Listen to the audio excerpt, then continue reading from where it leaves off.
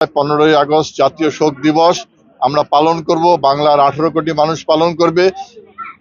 কেউ আমাদের এই কর্মসূচিতে বাধা দিতে পারবে না।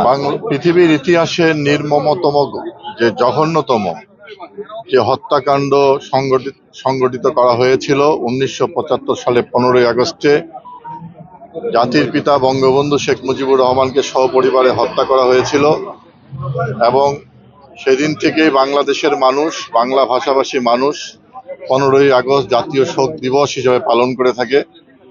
এই 15ই আগস্টের জাতীয় শোক দিবসে জিয়া এরশাদ, খালেদা জিয়ারা বারবার বাধা দিয়েছে, আক্রমণ করেছে।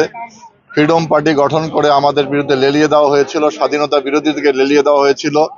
জাতীয় শোক দিবসের প্রোগ্রাম কেউ বানচাল করতে পারে নাই, কারণ বাংলাদেশে মানুষ হৃদয়ের মধ্যে বঙ্গবন্ধুকে ধারণ করে, বঙ্গবন্ধুর আদর্শকে ধারণ করে। বঙ্গবন্ধুকে যারা খুন করেছে, যারা এই হত্যাকাণ্ডের সঙ্গে জড়িত ছিল প্রত্যক্ষ পরোক্ষভাবে, বাংলার মানুষ কখনো তাদেরকে ক্ষমা করবে না। এবং আমরা 15ই আগস্ট জাতীয় শোক দিবস আমরা পালন করব। বাংলার 18 কোটি মানুষ পালন করবে। কেউ আমাদের এই কর্মসূচিতে বাধা দিতে পারবে না, কারণ আমাদের হৃদয়ের মধ্যে বঙ্গবন্ধুর আদর্শ।